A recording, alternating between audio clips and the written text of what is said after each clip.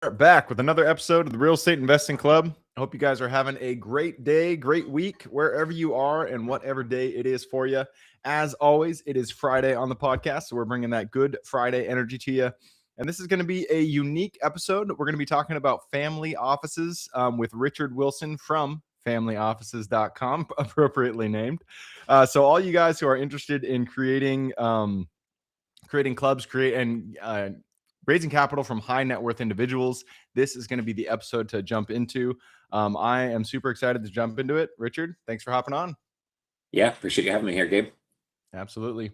I told you before we got on here. Actually, I didn't tell you before we got on here, but we always like to start with stories. We always like to hear how people got to where they are. So why don't we go back to the beginning of your story in real estate and tell us how you got here? Yeah, sure. So I was raising capital and tried to reach out to institutional investors that wanted nothing to do with the $30 million in assets manager I was representing. So I had to reach out to individual wealth advisors, and one of them called themselves a family office. And they said, oh, well, all of our clients are accredited. They're all worth $10 million plus. And I said to myself, well, I should only reach out to family offices. And turns out it was very hard to do so in 2006. So when there was no trail guide for me in the industry, I started a free blog and started blogging once a week, and then eventually every day, and got on the front page of the Boston Globe at age 26. And then it just took off from there. In the last 19 years has just been documenting and sharing my journey in the family office space, essentially. Awesome. So I want to break this down a little bit more for people listening because not everybody understands what a family office is. They don't understand Yeah. how it kind of fits within the whole ecosystem of real estate investing in general. So kind of lay the groundwork. What is family offices and why are they a good people to approach for investing capital? Sure. Yeah. Family office is a horrible word because it makes people think you set up offices in people's basements. And basically, a family office is an ultra wealthy solution for investing if you're worth 10 million, 50 million, hundreds of millions, or $1 billion plus.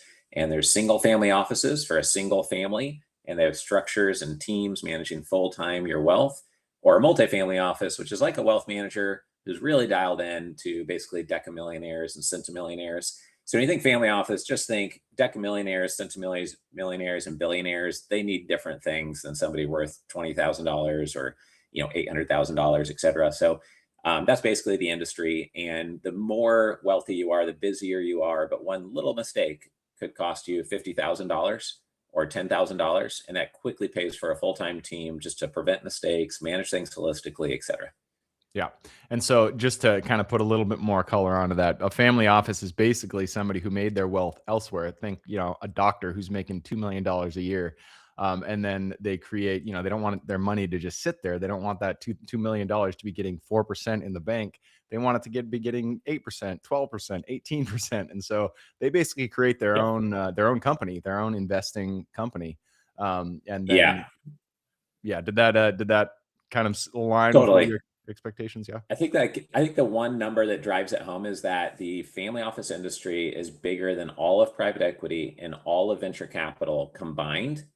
Yet most people don't know exactly how the family office space works. So that's what Family Office Club is here to do, is just kind of like make it more clear and democratize and digitize the industry. Nice. And I mean, you mentioned it right there, Family Office Club. That is a club that you started, and it's specifically oriented towards family offices. And so, if there's anybody to talk to about raising capital from family offices, you're the guy to go to. So, why don't you kind of lay it out for us? How, if someone is, they're an operator, they've done some deals, they've gotten a good track record behind them, they want to start raising capital from larger investors. How do they go about approaching these family offices? Yeah, sure. So you're 16 times more likely to close a deal if you meet in person. Lots of times people would rather invest with somebody they trust and know rather than someone that promises a lot. With AI, you can fake anything. Anyone can write a number on a piece of paper. It literally means nothing. If you overpromise, it's hard to overdeliver. So they don't want to work with people that just scream amateur hour by promising the moon and saying, I've got the best deal you've ever seen in your life. They don't care.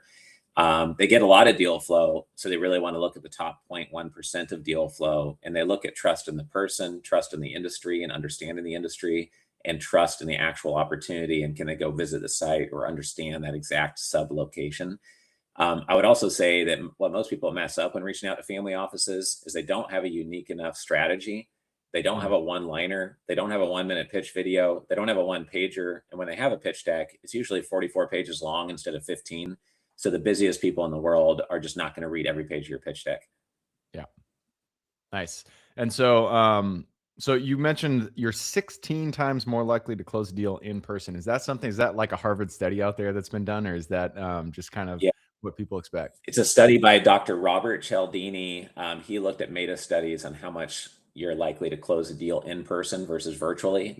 Those studies were done, and it's scientifically proven that that's the statistic. But that was all done before AI, and Right. that was done on an average purchase of a vacuum, a car, a watch. Imagine if you're choosing your spouse, you might want to meet them in person. If you're Yeah. investing $500,000, you might want to meet that person or walk the real estate in person, right?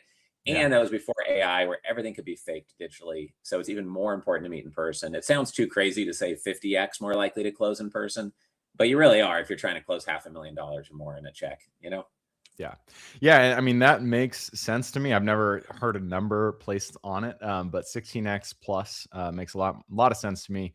Even when I invest in other people's deals, I at least want to have a Zoom call. Like I want to understand what's going on.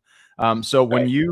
when you talk to people about investing in family office deals, do you suggest that they, if there's a family office in Austin, Texas, and they live in Wisconsin, whatever, do you suggest they fly out there and meet them in person? Totally. I live in Hawaii, the most remote inhabited island chain on planet Earth, and we have 18.2 million people in our social media following and our social media groups. And trust me, if I did not have to fly all over the United States hosting events, I would just stay here in Hawaii and do Zoom meetings. But like you said, it's really important to meet in person. So we do 30 nationwide events a year, and I fly to every single one of them, and we do them in Dallas, Los Angeles, New York City, and Fort Lauderdale. And we're in those cities consistently every quarter to build strong relationships because of what you just said. It's so critical. Every quarter, nice.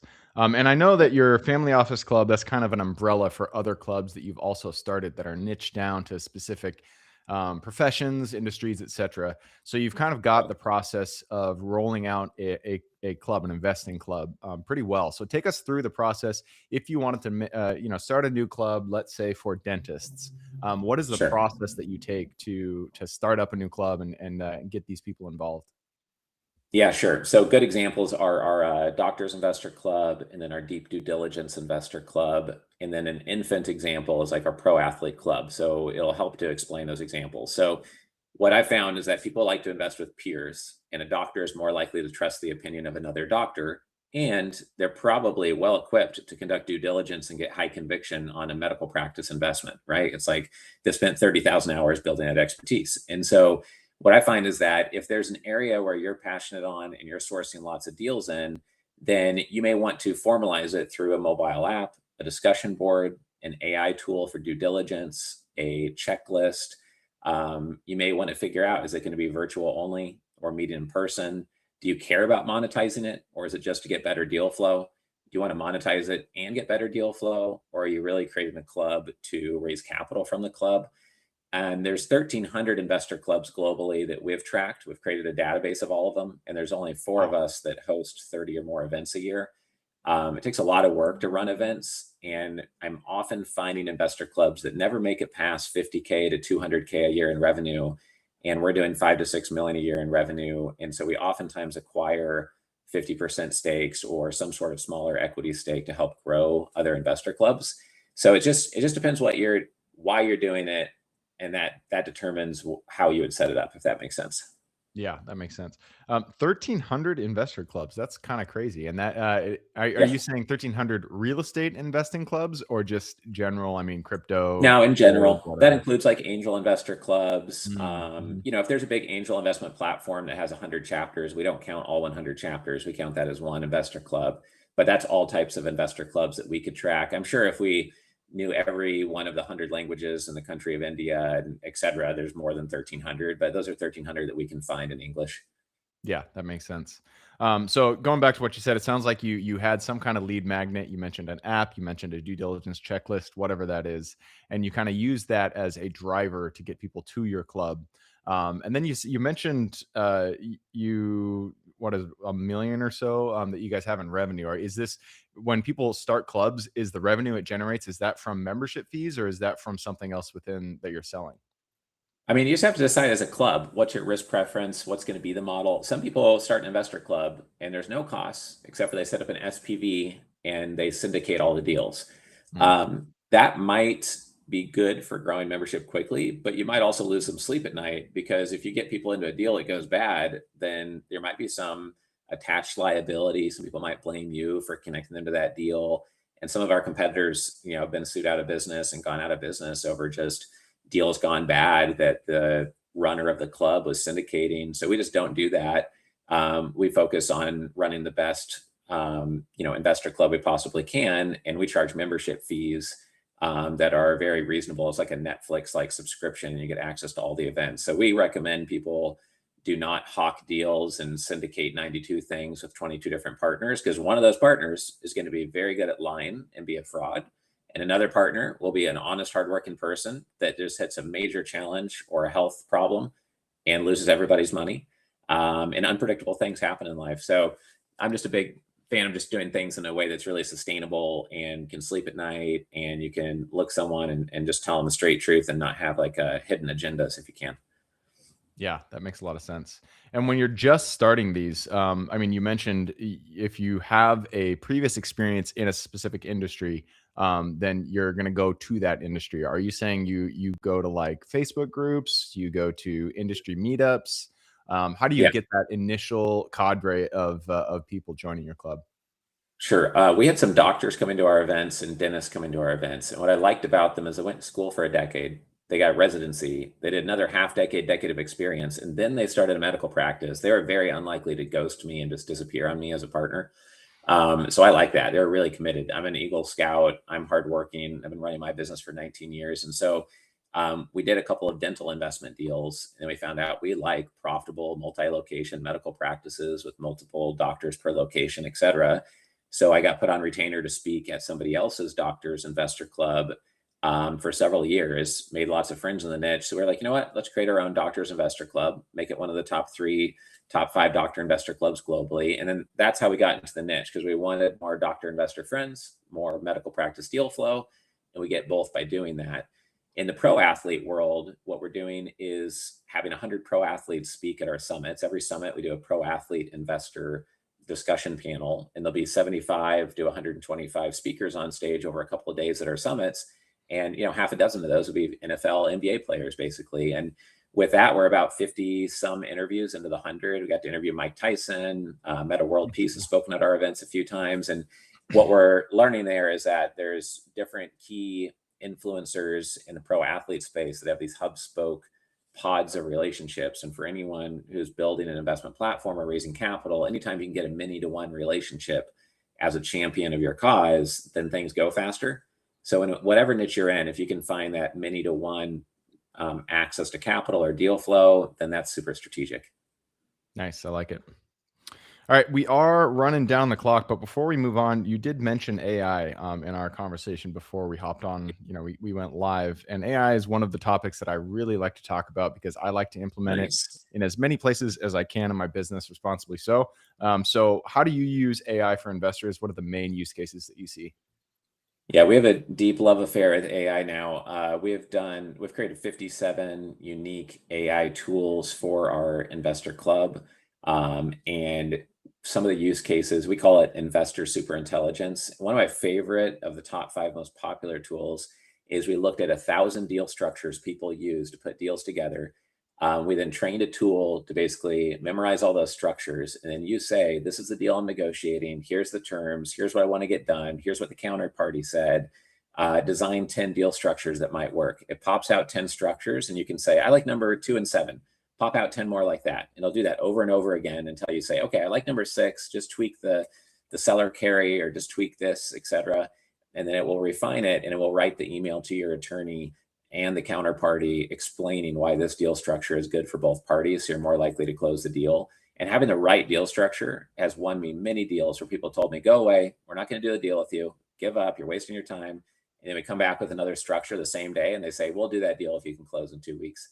And so deal structures can change everything. That's just one example of the 57 tools we have. And like it literally could change your life if you sell an asset instead of missing the sale, if you buy an asset at a better price or with collateral or with seller carry.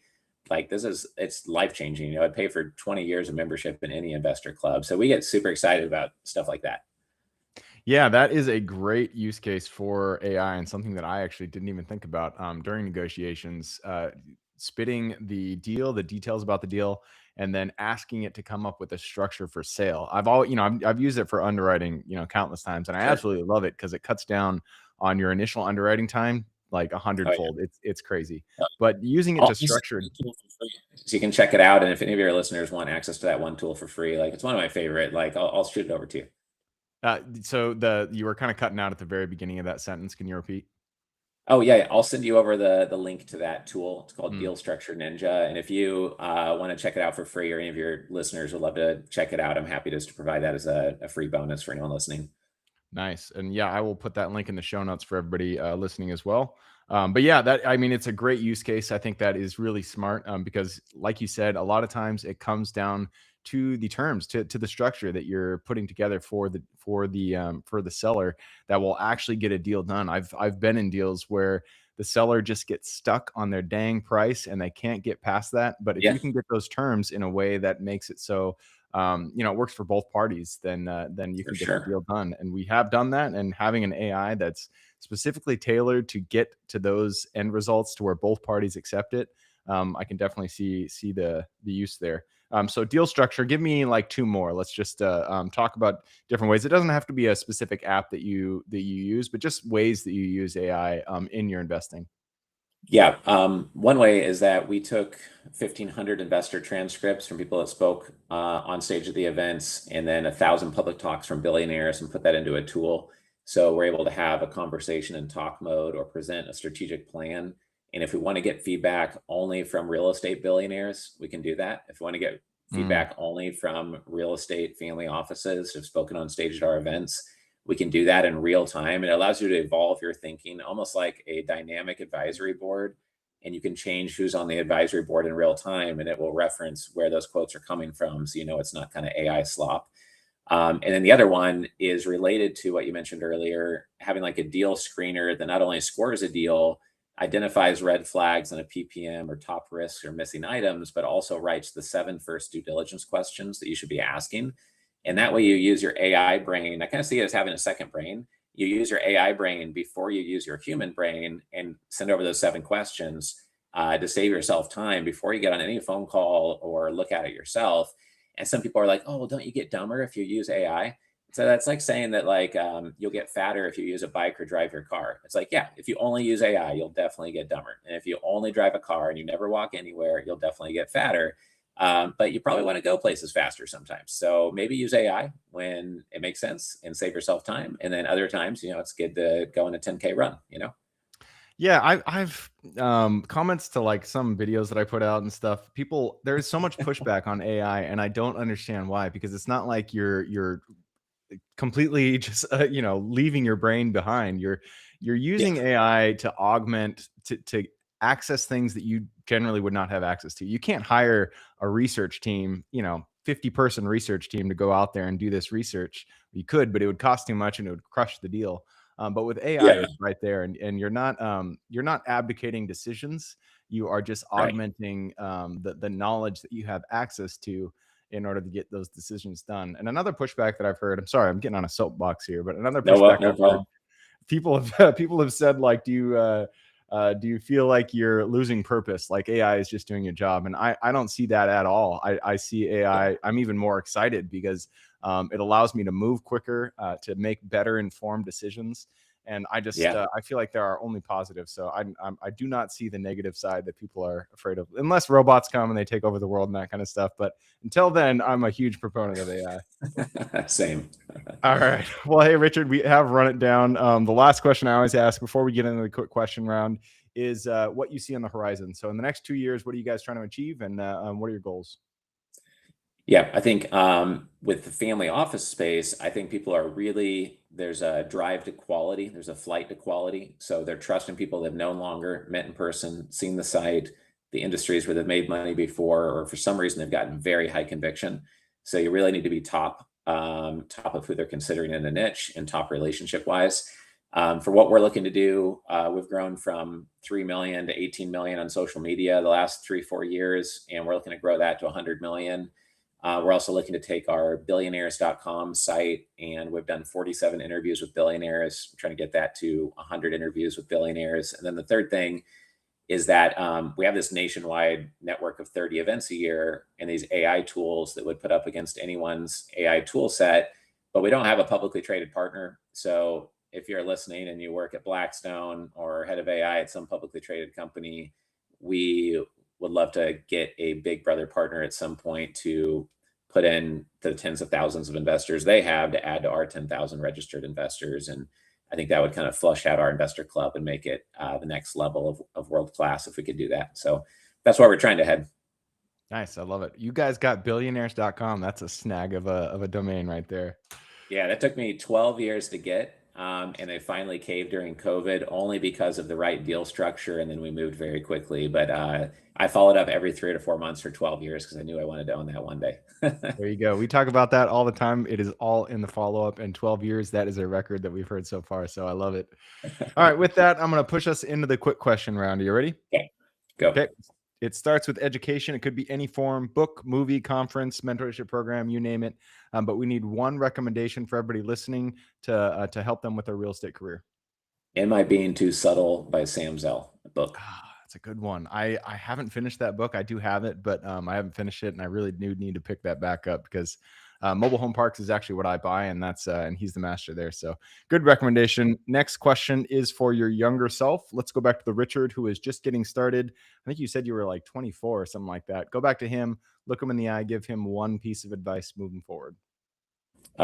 Put my vision into practice more confidently and more boldly, and don't go slow.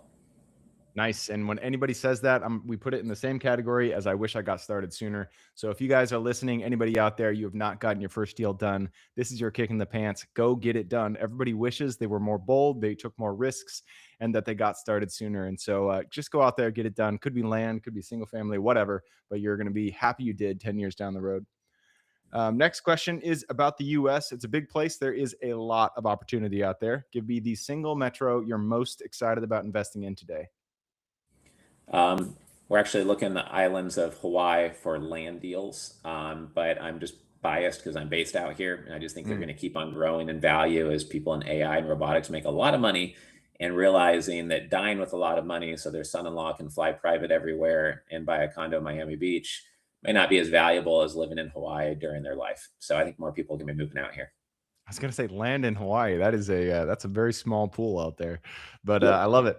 All right. Next question is about finding deals. It all starts with getting in contact with the seller and penning your purchase agreement. So what is your favorite way to generate leads and find new deals? My favorite way is to put out notes online about exactly what types of deals we're looking for. We recently closed a pref equity deal into a distressed multifamily property. We got it at 37% occupied and doubled that occupancy the last 2 months. And so we're driving that towards a sale soon. And that came from, running our club and social network. Yeah, and it's crazy. You mentioned this deal before we got on the show, and it had already been rehabbed. The work had been done, and they just weren't running the deal. And so it's crazy the kind of deals you find out there, where it's just people aren't doing the work, and it's all you got to do is just step in and do what's necessary.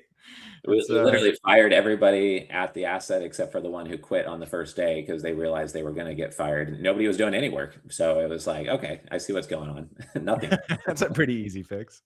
Yeah. All right. Next question is about lessons learned. Not every deal we get into goes the way we expect it. In fact, pretty much every time something's going to go wrong, and that's when we get to learn a lesson. So what was a deal that went a little bit sideways for you? And then what was the lesson you pulled from it? Yeah. One that went sideways is that I had a partner. We did 2 deals with them. Both deals struggled a little bit. And then the partner suggested we go a completely different direction. It would be very high risk. And I was just glad I trusted my gut to say, no, I'm out. It's too high risk. And after we pulled out, we found even more trouble within the first 2 deals done. And it just made me realize that the lesson is just be super careful on who you partner with, because it's not just your reputation. You could be really in big trouble if they did something that made you both look bad, basically, right? Like there could be legal, there could be financial, there could be criminal consequences if you partner with the wrong person. It's like the biggest mistake. And the most important thing is decide who you're going to spend time with and who you're going to, who you choose to be around during your life, your spouse, your partners, etc. Nice. I like that. Choose your partners wisely. Couldn't have said that better myself. And that leads us to the obverse of that. We just talked about lessons learned, but sometimes you get into a deal and everything seems to go right. And that kind of stands out as your favorite. So, what was your highlight reel deal? What is the deal that you kind of stands out as one of your favorites? Yeah, my favorite is I met a billionaire through our YouTube channel. I reached out cold. We kept in touch for 6 years, kind of talking every 6 to 9 months.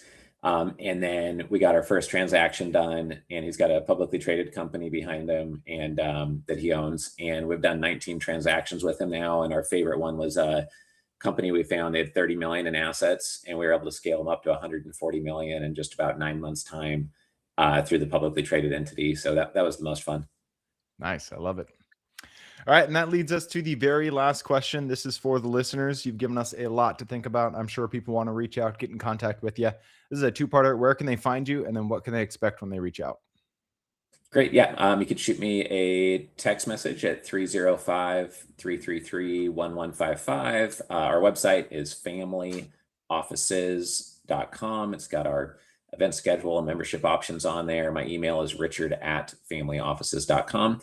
If you want to reach out, we've got 3 of our artificial intelligence tools we can send you for free. We'll also send you the Deal Structure Ninja tool, which we don't normally give away for free. Just mention Gabe and we'll throw that in there. I also have a list of, there's 245 books authored by billionaires, not written on them, but actually written by them.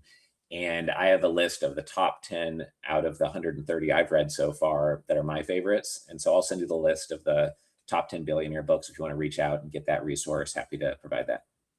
Perfect. I will put that link in the show notes. So if y'all want to reach out, all you got to do is click the little more in the description. It's going to pull down that full description. And in there, you can find Richard's links.